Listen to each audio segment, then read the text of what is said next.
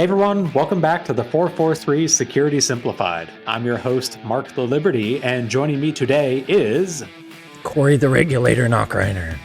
That's my wrestling name this week. I'm picturing you like carrying a sledgehammer on one of those The like personal injury attorney posters or whatever. Corey the Regulator. Anyways, maybe it's just because I live in Texas and that is literally all that there is on billboards across the state. Lawyers. Yes, lawyers. This is not a law podcast, though. On today's episode, we're going to be discussing another alert out of the FBI and CISA on a threat actor that has been breaching multiple companies recently. We'll give an update on a ransomware operator that has hit some high-profile victims recently as well, too. And then we will dive into NIS2, the National or Network and Information Security, or NIS directive, out of the European Union, and what you should expect from it in the coming year. Corey, we're not lawyers, but we're not afraid to give you all of our opinion on regulation and law. We are not lawyers, and this is not legal advice. Let's go ahead and, regulate our way in. Man, that was bad. Smash our way in. No, we don't use that one. No cap, Corey. Yes! Success! He used it.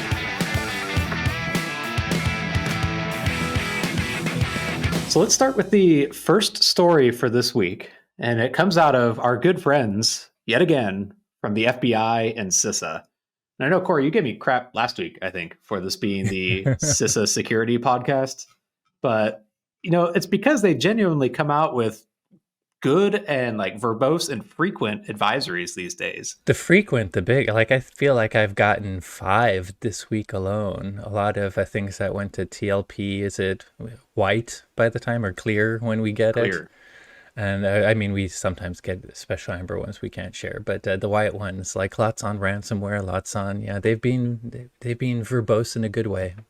I guess before we jump into this advisory, it is worth noting there is a clear ramp up in advisories coming from the FBI and CISA to help private organizations identify and respond to threats. Like even just a few years ago, it felt like we'd get one of these like CISA alerts or advisories like once a month at most, maybe once every couple of months. There's usually like some big name threat targeting government organizations. Now, like you said, we're getting like 5 a week, it feels like. From everything from a specific big threat actor to even just like a relatively minor threat actor that's at least emerging and starting to target critical infrastructure or even private organizations. It's good, because they do tend to provide pretty great guidance, as you'll see in a second, and lately, very thorough detail on the types of activity they're reporting on. And I like just the amount of information that they're sharing lately. I can't imagine how many more people they've had to hire to do this, but I feel like they're kind of a good aggregator of all the information, because some of when they do a big alert and they share a new ransomware actor, for instance, if you're like me and Mark and you follow every tidbit of news or you do it for research, we probably already have read the first scoop of that news when that ransomware actor came out, and we probably know a lot of the details. And CISA stuff might come out like a week later, but it's like the consolidation of every article since then, plus whatever inside info. They obviously don't share all their inside information, but whatever they do they've add their own declassified from the analysis. NSA. Exactly. They add a little bit of their knowledge that they can share.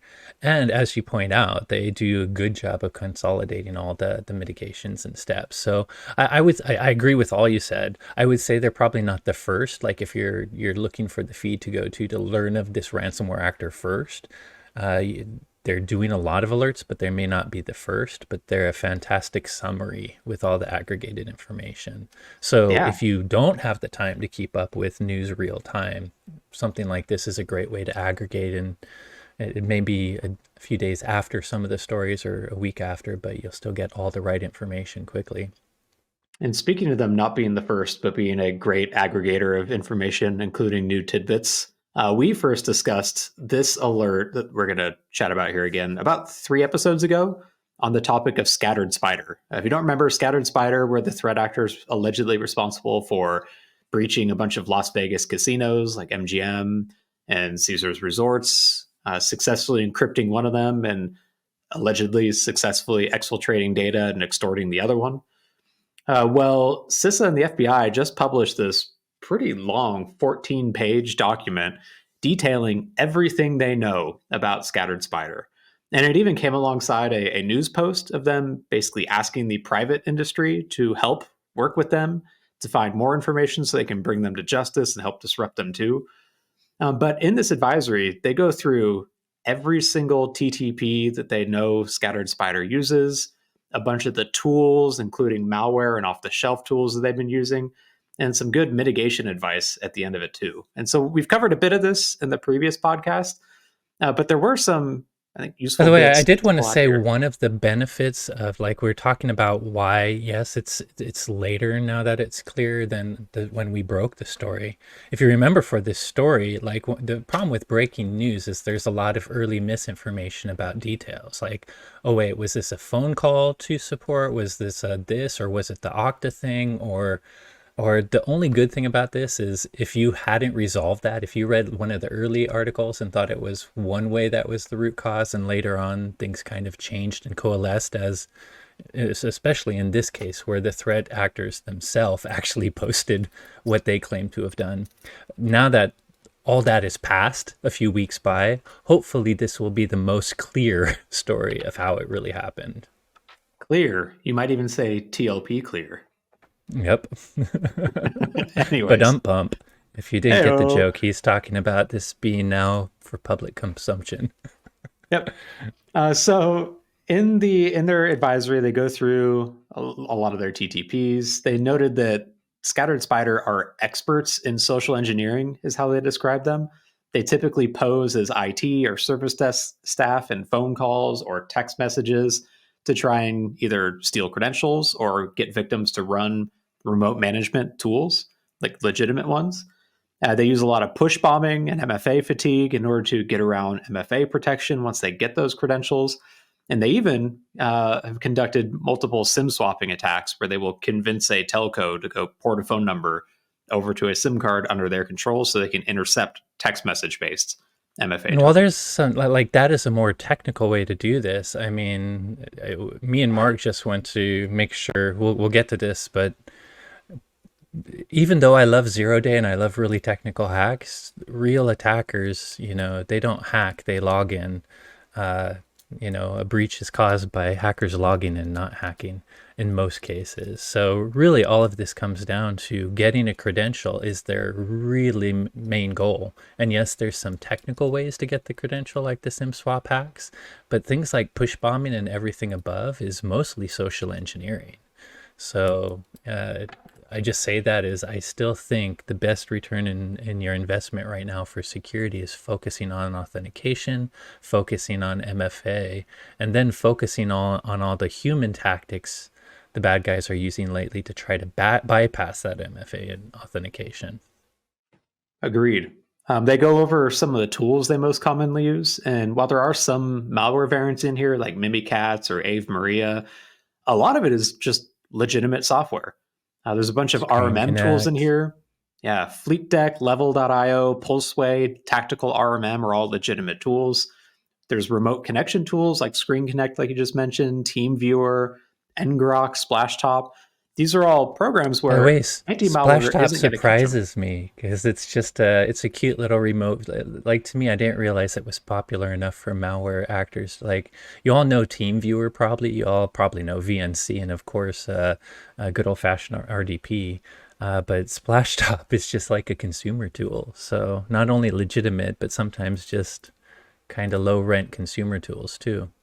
Yeah, and they're Sorry, using Mark. these and other living off the land techniques because your traditional endpoint protection isn't going to flag it as malicious because it is a legitimate program. And so if you aren't using like EDR tools can catch some of the follow-on activities or application allow listing, which we'll get into later, like this activity will succeed and they'll gain a foothold on that endpoint. And anomaly detection, hopefully things like XDR or SIMS can give you, right? I mean, when it comes down to a legitimate tool, at some point, the best you can do is just figure out what the behaviors of your normal users logging in are to at least monitor for anomalies in user logins. Yep, exactly. They then dive into all of the tactics, techniques, and procedures that they know are associated with Scattered Spider. In the reconnaissance, development, and initial access, they pointed out to, as Corey's highlighted in the video, they typically follow a pattern for social engineering and phishing domains where they will use the victim's company name with an appendant with like SSO or Service Desk or Okta, and then use that in phishing lures and phishing links. And of course, victim name could be mgm.sso or obviously insert said victim there. Yep. And then they also, again, highlighted the SIM swapping as a very common technique for getting that SMS based MFA token. For execution, persistence, and privilege escalation, they noted they typically will register their own MFA tokens after they've gained access. That means they don't have to do another push bombing attack or SIM swapping attack in order to reuse that credential they stole. They now have their own authenticator on that account that can allow But them they in. do have to get pretty high access to do that, right? I mean, at that point that you're already hacked because if they have admin access to issue their own MFA tokens, the point is once they have that access, they just have become their own legitimate use, seemingly legitimate user in your organization and can just use their own account and token. This is one way to catch them as well, too, though. If you remember the SolarWinds breach, that was eventually unraveled when they used their access on a SolarWinds Orion server at Mandiant, the famous incident response organization. And then not only gained access to an employee's account and then added a second authenticator token onto that account. And that was the red flag that tipped off So Mandiant that something multiple suspicious was going on on. one account. By Yep. the way, you definitely have to watch your users though, because I guess I won't share why I'm like giving people, but I myself have multiple authenticator tokens on my same account because you use multiple devices. So I guess one trick you'll have to figure out if you're going to use that is does your policy allow your users to have like 5 different devices connecting? If so, I guess you don't need the multiple MFAs, but the reason I have 2 tokens is if I ever lose or mess up my phone, it's nice to have a backup device to MFA with too. So figure out that in your policy, or at least figure out the special users that you've allowed to have multiple MFA tokens to their accounts. Well, and even if you allow Or everyone to lock have my iPad multiple, out, Mark. Just lock my iPad out because it's an anomaly that I have 2 tokens. I won't give away like all the details of our own internal playbook, but one of the things we look at is like the source IP for that token registration action. Where if Corey, typically connects from his home IP or like the corporate VPN, so as most of his activity comes, and then suddenly we see activity from his account from a different IP, and then they register a new authentication token. That is a Yeah, red flag that we look into. that's an obvious no or unusual Exactly. situation. I guess I could be traveling, but it's something you'd want to definitely go and research and follow up on. Exactly. And then by combining these different like features that you look into, you can lower some of the noise and avoid investigating every single new authenticator token being added. And that is the name of the game when it comes to security operations. Yeah. Um, so let's see, moving on to like discovery, lateral movement, exfiltration. They noted that they typically target information stores within companies, things like SharePoint sites or credential storage locations, source code repositories. They try and steal code signing certificates.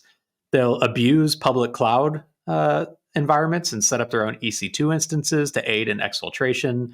And they will also use their access to monitor internal Teams and Slack communications to keep tabs on the response for their intrusion and potentially evade whatever controls or updates the security team is trying to do in order to respond to the threat. That's why credential breaches suck because once they're inside, they definitely have lots of advantage to Agreed.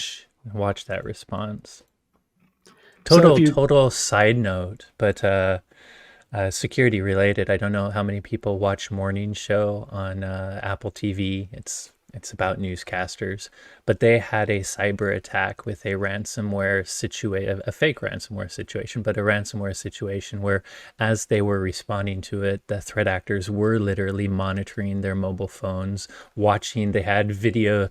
They might have overstated how sophisticated people are today because they're also watching the online, the IT videos situations to see where people were rooms. But it's a good example in media, at least, at what you're talking about. Is once they're inside, they were monitoring the computer security team and the actual executive team's response to it, and even reacting real time when the executives made a decision. They had heard it through the phone message, and they literally changed their tactic and told them, hey, go for it, here's what's going to happen. So Man, it seems that you watch shows like that, and it seems like, yeah, maybe they overstated how easy that would be for attackers, but the reality is we are clearly seeing them watch us after they've breached us, watch the security team, and adjust tactics based on that. So I hate to say it, but we definitely need our crap. Your incident response plan needs to be in gear. we definitely need our And crap. here's something, your crap in line. Uh, Actually, this might be an off topic we wouldn't talk about in mitigation, Mark, but that's probably why this SOC, the security team, needs channels and privileges pre-set up for their communication that limits. For instance, without giving away playbooks, it's very common with SOCs that when we do have incidents, we do have to put them up on places for other people to see and note and work on. But we don't let the whole company see that. Even it's restricted to need to know basis. And that's probably a very important thing to do, because in the situation someone is on Teams, maybe even has a privileged admin account, or as an IT admin or an executive, they still may not have the privilege to get into our security operations response until we open it up to them. So it's a good way to maybe at least make sure the threat actor use least privilege everywhere. Because when the threat actors get in, you can at least limit how much of your actions they're following.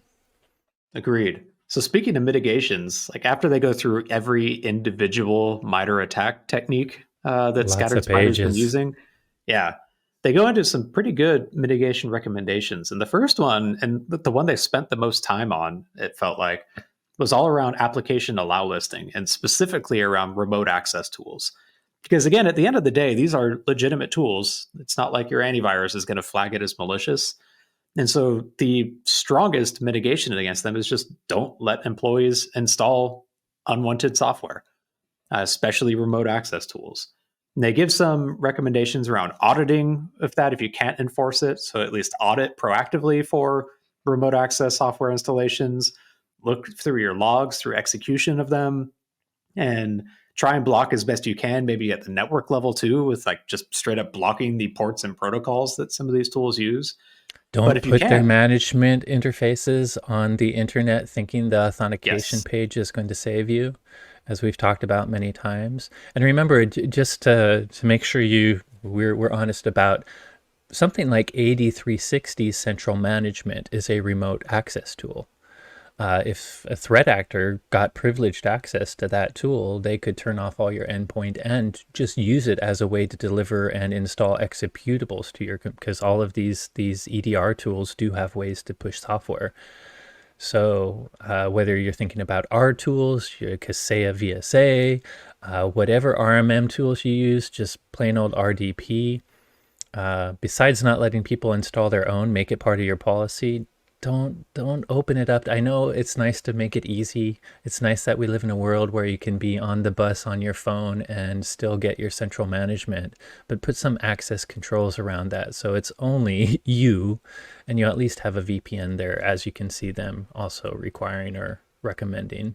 yep. And when it comes to those access controls, they also lean heavily on phishing resistant MFA. They point to specifically FIDO and FIDO based tokens as a second multi factor option to try and limit things like SMS based tokens from getting sniped by a SIM swapping Oh, attack. And then they also recommend for password based accounts to make sure you comply with NIST standards. I would go so far as to say make sure you exceed NIST standards because their standard for password length is still a minimum of 8 characters, which at this day and age, an 8 character password, even if it's salted, is extremely easy to crack by any skilled or any attacker with any amount I of actually computation resources. really hate that there's lots and lots of standards out there that still use 8 because I think me and Mark, like, I prefer 16 or higher, but right now I've at least gotten it to 14. But there's so many publications that still post 8, and it's outdated. It's horrible. It's so much so that we have governance folks in our organization that are very much by the book. The standard says this, that kind of didn't want to move up our password past 8 because, see, look, it says here, here, here. It's it's wrong. NIST, get your freaking act together. Like, it's broken. NIST is also the ones that say text-based SMS is bad, so they know better. And I believe NIST, along with Microsoft, is also the ones that say you don't have to reset your password every 6 months anymore if you use MFA. So on one hand, they feel like they're pushing the up-to-date proper password advice, but if it says 8 anywhere, it's bad. It's wrong. Personally, make it 6. Like, we have password managers. There's no excuse to have a short password. No excuse at all. And for the 1 or 2 passwords you have to remember, it's trivial to create a 16-character sentence or more. Frankly, you're going to end up with more than 16 very easily just by creating a passphrase or I call them pass sentences. I use a sentence with punctuation. It might take an extra 5 seconds to type, but I guarantee you muscle memory works whether it's 8 characters or 24. Agreed. Sorry. I hate the Get off fact your that there's so soapbox, many Corey. standards that say 8. 8 it's dumb. You're going to get cracked. I agree full-heartedly. So again, their mitigations are pretty high level, but they are things that would help against this type of attack, which is why I love these advisories that they keep pumping out. Because this is a ongoing threat actor that is targeting both public and private organizations. And we can learn from the issues that some of their victims have faced and make sure that we set up our defenses to proactively prevent us from becoming the next victim. So hats off again to CISA and the FBI, and I'm looking forward to what we get to chat about next week on the podcast from them. We should rename this from 443 Security Simplified to the FBI Corner with Mark and Corey. Something tells me naming it the FBI Corner would piss off some of our European I think it'd friends. piss off a lot of folks. Moving on. So the next story, it isn't exactly a new one, but it's one that has been growing in recent weeks that we haven't yet covered on the podcast. Now, so if you've been following the cybersecurity news, you would have seen a couple of fairly big victims of ransomware attacks in just the last couple of weeks. So we actually kind of talked about a piece of this issue 3 weeks ago with our episode where we discussed the Citrix bleed vulnerability. If you remember, that was the Heartbleed-like issue where an attacker could basically read memory off of a Citrix management server. By the way, I don't remember. I was trying to think. One of the things you and I thought about Heartbleed was, while it was a big flaw, it was actually pretty hard to you had to do lots of back and forth to eventually get secret keys to leak with Heartbleed. I can't remember if there's something about Citrix Bleed that made it easier, but if we underplayed it, obviously Citrix Bleed is exploitable, as you're going to find out, because it was used in a very big attack. So Heartbleed was the easy one. It was literally a ping message that you sent with saying your message was larger than it actually was, and the response back was that length. But you'd still have to do a lot setup. of those, right? You don't control what information. So you basically would have to do scale of that ping message to eventually get enough pieces to build something. You'd have to do like thousands. Yep. Yeah. In this case, it is a little more in depth to set up the attack or the exploit of this vulnerability, but the result is the same. You can read memory off of the server, which typically contains whatever that server was just processing, like authenticated session materials and usernames and passwords and things that could allow you to then compromise that server. Just, I guess it was November 9th, was when we found out that the Industrial Commercial Bank of China, or ICBC, or at least their US entity, was nailed by ransomware, specifically the LockBit variant, that gained access by exploiting initially this Citrix bleed vulnerability. They are not the only ones, though. It was also Boeing got nailed by this too at around the same time frame. The Boeing one was a little bit more laundry aired out in the open, so to speak, and that LockBit immediately put up a post on their blog stating that they'd stolen a bunch of sensitive information and that they were going to start publishing it. They gave Boeing like a 4-day timeline in order to pay the ransom demands, which they did not, ultimately causing LockBit to leak out 43 gigabytes worth of data. In the case of ICBC, it doesn't look like they've leaked any data, but they did successfully disrupt financial trading, at least for financial trades that were going through this particular bank, causing some of them to not actually get settled, which the US Federal Reserve actually mentioned this affected market liquidity at that time, too. So, I mean, ransomware is not new. We've been talking about it as long as this podcast has existed and then some. But we're seeing still in 2023, like ransomware attacks that are causing pretty big disruptions to what is ultimately a critical infrastructure service in the financial sector. Well, if And you also think about it, it's the like part of the ripple global effect is the stock market. Like the stock market isn't logical. It's based on being able to do it's based on people's emotion about what's happening, news and stuff like that. And it's based on trades being made. People watch trades being made, make assumptions when something happens and adjust their trades. You know what I mean? So if suddenly a bank can't can't actually do trades that were supposed to happen, and it happens to be a really big organization and big things people were looking at, that causes the ripple effect. Is not only is the trade they wanted to make not happening at the right time, but anyone like everyone makes assumptions off assumptions, because basically it's legalized gambling and everyone's watching what's going to happen. So it has this ripple effect across entire industries until the people know why it really happened. So it's kind of interesting and scary. just this week, we saw another example of ransomware in the financial sector where I think it was Alpha V or Black Cat, where they compromised a company, a publicly traded company, and then when noticed that that company did not submit a disclosure to the SEC for that ransomware compromise, and then reported that company to the SEC for violating their mandatory disclosure rules. I wonder if that's another avenue for ransomware operators to gain money, like short the stock of a publicly traded company and then disclose publicly into the SEC that you compromised that company. Seems like a decent way to potentially get some more money out of them if you are a horrible, terrible person that Yeah. is. So what does that, is that quadrupled? Are we up to quadruple extortion now? I think so. If you take nothing else away from it, though, ransomware is still, unfortunately, floating around. And yeah, there you go. Ransomware group files SEC complaint for failing to notify victims. It's Who's it's filing the insane. freaking DOJ complaint about the ransomware? Like it's so ironically rich. These guys, the I probably They're would just have to trolling them. beep the word I want to use, but the size of these guys' guts are pretty big. Yep. Cojones. Is that I since was it's going to another say foreign that, but language? you probably need to beep that for all our Spanish listeners. That was the word I almost said instead. I think we'll allow it. I don't know. We'll see what the producer says. But anyways, don't sleep on ransomware.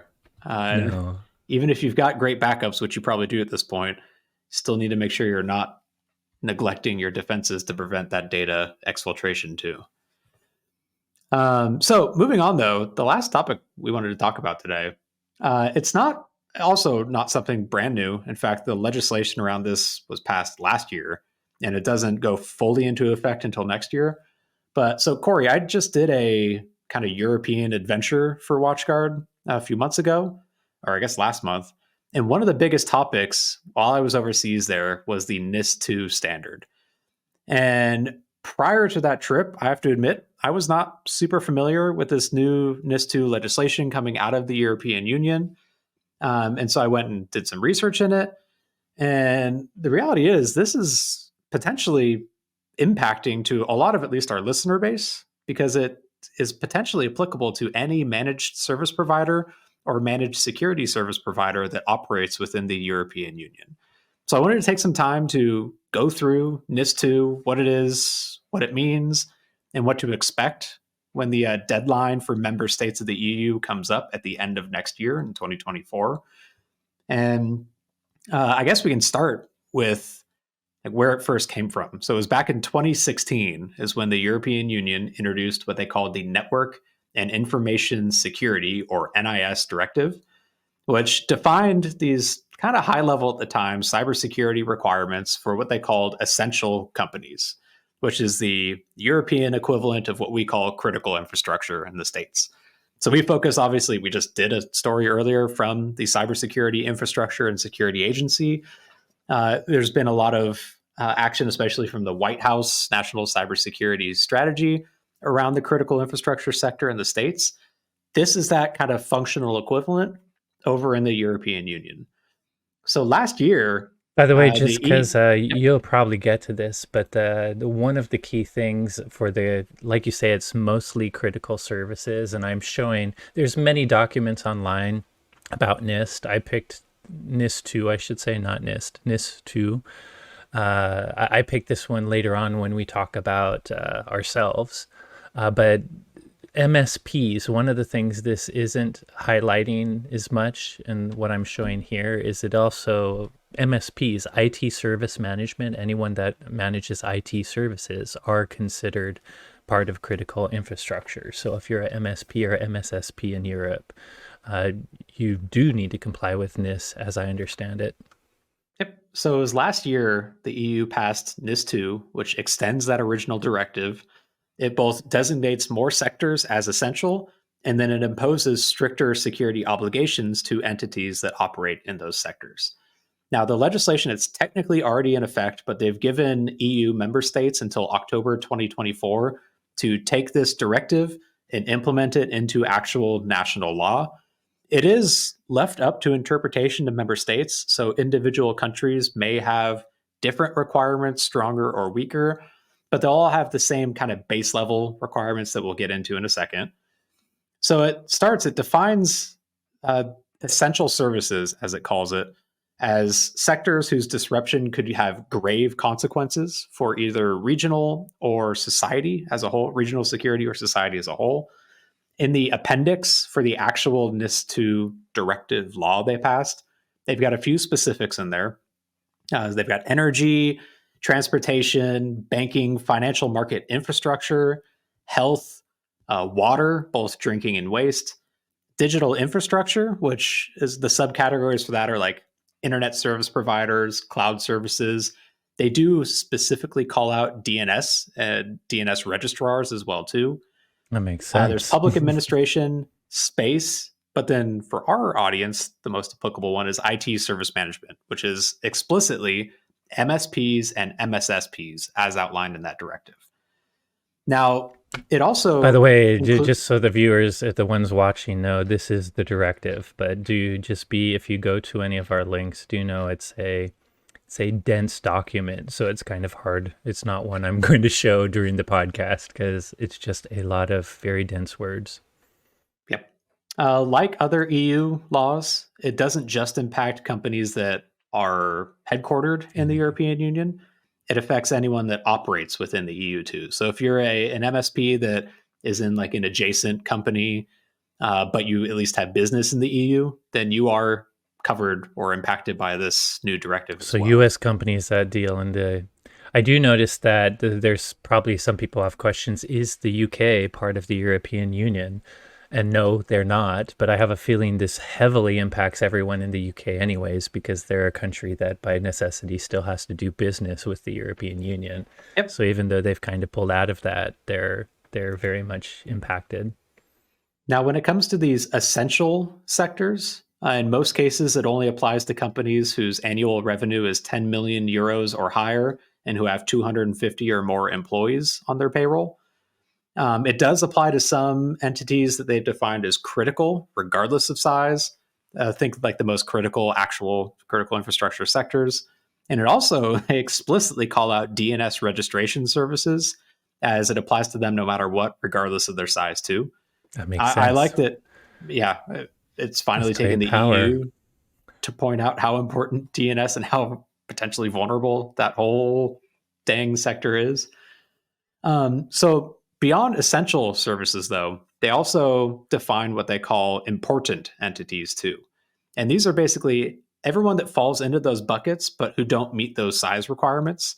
So if you're an MSP or an MSSP with less than 10 million bucks in annual revenue or less than 250 employees, you're not a essential service, but you are a important service. And the distinction is essential entities will have proactive supervision from the European Union and their member states, whereas important entities are only going to be monitored after they have a non-compliance incident reported. So basically, you still have to follow all the rules, but they're not going to like keep tabs on you regularly. But if something pops up and you're found out of compliance, now you're on their naughty list and you will be being monitored. So when it comes to the actual requirements, it's basically what you would expect from this type of legislation. And again, these are the high level ones that are laid out by the NIS2 directive. It is still up for the member states to figure out how to interpret these into actual laws. But at a high level, there's four main areas that they're focusing on. First is training and awareness. So they want to make sure that companies are liable for ensuring their employees gain sufficient knowledge and skills to allow them to identify risk and assess cybersecurity risk management practices. The next one is just risk management measures in general, basically saying companies need to do their best to implement appropriate technical, operational, and organizational safeguards to manage and mitigate risk. Then they go into reporting obligations, which we've seen parallels to this in the States already, but it's actually it's even more strict in this too. They're saying you have to notify a CSIRT or another reporting authority within 24 hours of Gosh, awareness of an incident or suspected that incident, might be an issue. with the caveat or the scope of if it has cross-border impact or potential Huh. cross-border impact. So if it's something isolated, you could probably weasel around that one. But if you are a essential business and it could have cross-border impact, it's 24 hours as soon as you smell like something is off. You might be Um, getting to this when you get to the certifications requirement, but I wanted to kind of shortcut this by saying it really is base level. When it comes to the requirements, it's base level 101. Like it's not that crazy other than maybe details like that 24-hour thing. But I did want to point out that most of this maps to ISO 2701. Like if you have any sort of standard based framework, CIS, Australians Essential 8 or their bigger list, pick whatever framework you want. And it's probably going to give you all the standards that you need to kind of meet these requirements. They don't seem overly onerous to me. They don't seem unusual. And there's actually, I believe they talk about, I believe the NIST document itself talks about ISO 2701 being a good management system framework for this. The European Union Agency for Cybersecurity maps many of these directives to ISO 2701. And I also did that to mention, like, if you're in Europe and you're doing this kind of thing and you have to, notice supply chain. I don't think Mark mentioned it, but they do talk about supply chain security in this. We're an ISO 2701 company. So do know that we're trying to also meet the standards you would have to do in this as well.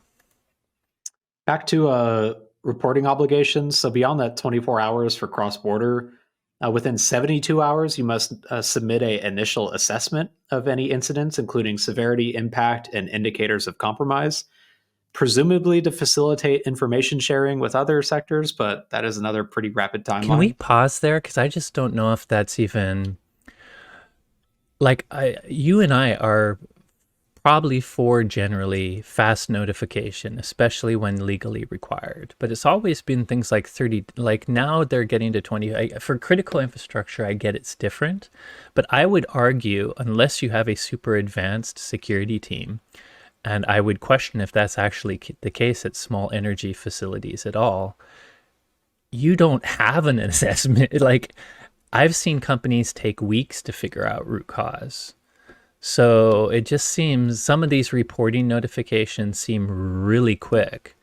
And then that's not even to talk to that. Usually the first agency you probably report to is your local law enforcement if it's a big enough issue.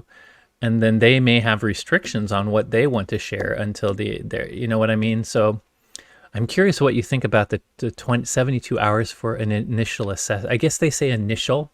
So Exactly. hopefully they realize it's not a perfect assessment. But I don't think most companies know much in the first 72 hours. Well, the good news is you've got more time for that root cause report. It's within a month. You have to complete a final report that outlines root cause and the overall impact and the mitigation measures you implemented. This first one, it does seem basically like a based off what you know, what is the potential impact and who could potentially be impacted by it, and what are the IOCs you've spotted so far to start that information sharing is how I interpreted it. Um, That seems generally good in most cases if you can do it. yep. A lot's going And on though, while so this is definitely something you want to put in your process. Like I think most incident handlers would rather figure out their own crap. So having to realize, wait a second, we have to also generate this report in doing, you better make that part of your playbook. And especially when you consider the lower bounds for this is companies of 250 people, which probably don't even have a security team. Like they probably outsource to a service provider of some sort. It makes it pretty difficult to get a lot of this information because you're going to spend that first day like bringing in an incident response team, and you've already lost 24 hours. Well, there's another mitigation, or not a mitigation, but a security strategy is for your, whenever we talk about backup, business continuity and disaster recovery, everyone thinks backups and high availability in another site, but maybe part of it is having both an external law firm and an external forensic firm on retainer. Because to what Mark just said, what if you do need to pull in an external forensic firm because you don't have your own security? Well, if you haven't already selected one, if you don't already have a relationship, if they haven't already looked at your network and have it under, if you don't have it on retainer ready to go where they've already looked at your stuff, you're never going to make these deadlines. So it's not just about going out and getting help. It's about literally having it on retainer and having done the pre-planning where that particular, whatever, you know, provider you've picked to help you out in these situations, they already know the lay of the land. You already have that pre-relationship because these timelines are getting pretty tight. Yeah, it seems like if you are at least in critical infrastructure or one of these essential sectors, that is going to be a pretty strong requirement in order for you to be able to comply with these new laws coming down. You mentioned, Corey, certifications. Now, that's the last item that they have on here, where they say member states may require organizations to employ or deploy specific information and communication technology products, services, and processes that are certified under EU cybersecurity certification schemes. So basically, they're leaning on ENISA, the European Union Agency for Cybersecurity, to come up with these schemes, which right now they're still actively doing. There aren't any actually defined and finalized yet, but they're coming up with certification requirements for products that you would use in your IT infrastructure. And they're saying that member states might end up just having this list and saying anything that you use has to be certified, A plus by this certification scheme, or you can't use it in order to be compliant with this law. And we've hinted at or talked about this coming from like the insurance side as well, of insurers maybe having a list of approved or disapproved. It's interesting having this come from the legislative arm for the EU as well, as saying, A, we need a good certification process for validating security of like the SDLC and the product itself. And then B, just straight up say you have to use those, period, if you're one of these essential organizations, which again includes MSPs and MSSPs. I will say the good news, just to toot our own horn, is the European Union Agency for Cybersecurity. It's easier to say that than ENISA. ENISA, I don't know how to pronounce it. ENISA does seem to approve ISO 2701 and often map to it. So Yep. if you need to pick one, ISO 2701 is a pretty good international standard. I think there's another one, ISO 23301, which is more about backup business continuity and that kind of thing too. But either way, yep. It is definitely interesting that now the government is saying you have to use these ones not just pick a standard, but here are the ones we approve of. So I think like taking a step back again, none of this is really finalized of how it will look in practice, but the ball is rolling and the clock is ticking. And it's October 2024 is the deadline for EU member states to have something on the books, Got a which little over will, a year. yep. And so if you are a service provider that operates in the EU or someone in another essential sector over there, this is absolutely something you'll need to be paying attention to and making sure that you are ready to go once the laws are on the books, or else you could be in for a bit of a world of hurt, judging by some of the other penalties coming from the EU in related areas too.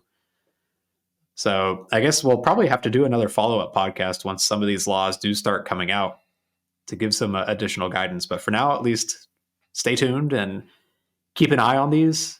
And I don't know, Corey, I don't want to speak for you. I'm not necessarily pro regulation, but I am kind of glad that governments are focusing on cybersecurity and trying to do something. And I'm sure they'll get a lot wrong along the way, but at least they're trying.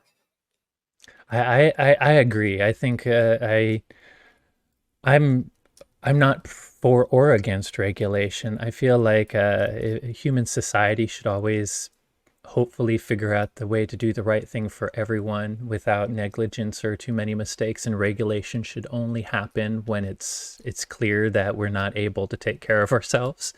So I feel like we do need regulation as an industry right now, because there's been, right now the bad guys seem to be doing very well. Sorry, I trivialized threat actors as just bad guys, but you know what I mean. There are bad They girls in there too. bad people, bad. I Yep. use guys kind of asexually.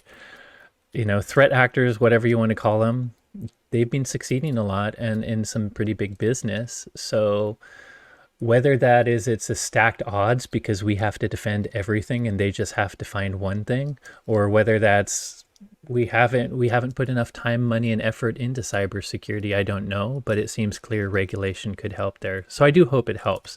I will say, to be contrarian, I feel like everything humanity does is a pendulum.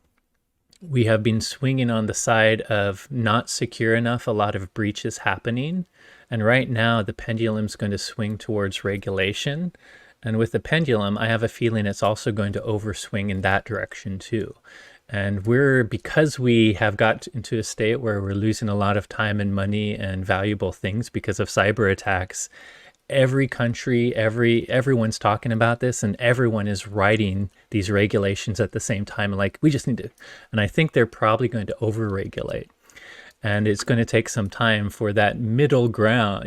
There should be a middle balance of not making it impossible to do business. So my only worry is, as we see GDPR, as we see one day a federal privacy law in the United States, not just CCPA and others, as we see all this regulation roll out, because it's much needed, we're going to then realize that lots of companies are not spending enough on security, but then when they spend as much as they need to meet the regulation, it's going to affect their business. And then maybe it will, like in a 5-year time period, maybe there will be a backlash to over-regulation. We'll find a middle ground. I guess that's why these type of things, whether it be NIS 1, 2, 3, GDPR version 1, 2, 3, PCI version, are they at 10 yet? That happens. But I'm glad we're getting the regulation. I guess I'm just predicting in 5 years, I think we might be a little over-regulated and have businesses that complain that it's a little too much. And it will take a right time to find that medium that both makes sure no one's neglectful, but also doesn't give impossible tasks. A lot of the ivory tower stuff that we talk about, it's frankly sometimes hard when you're a small business to do it that well and actually make any money. Yeah. But at the end of the day, like if you are an essential organization, someone a part You of need to. critical Yeah. If you're infrastructure critical for your region, infrastructure. maybe you do need slightly lower profit margins and But that's stronger always what it security. turns into, right? Like risk management. If Yep. you're a faux shop, the impact may not be as big, so you can lax a little. If you're literally dependent upon by millions and millions of people, the impact is much greater. So hopefully everyone will do enough of the risk management in their regulations to make sure the toughest regulations are only on the ones with the biggest impact. And obviously critical infrastructure is part of that. Cool. Agreed. Well said. Yeah. So good luck, everyone. Why do we always, this is all solvable, man. We seem to have downers. It's all just work. It's all just work. Yep. And yes, it's a lot of work, but we can do it. There you go. We can do it. Probably. Maybe. I don't know. We'll see. I'm crossing my fingers as I said that, literally. We can do it. Just a lot of work, Mark. You have more faith than me. Hey everyone, thanks again for listening. As always, if you enjoyed today's episode, please don't forget to rate, review, and subscribe, or Corey will be sad. If you have any questions on today's podcast or suggestions for future episodes, you can reach out to us on Twitter, the giant black hole that is Twitter. I'm at XORRO_. Corey's at SecAdept, and the both of us are at hashtag the 443 podcast. When are we just going to add Mastodon? That would involve me actually using my Mastodon account as well, which I equally don't. Blue Sky. No. What is it? Threads. Ew. Yeah. Social media sucks. Don't use it. Just email us. But thank you for listening. There you go.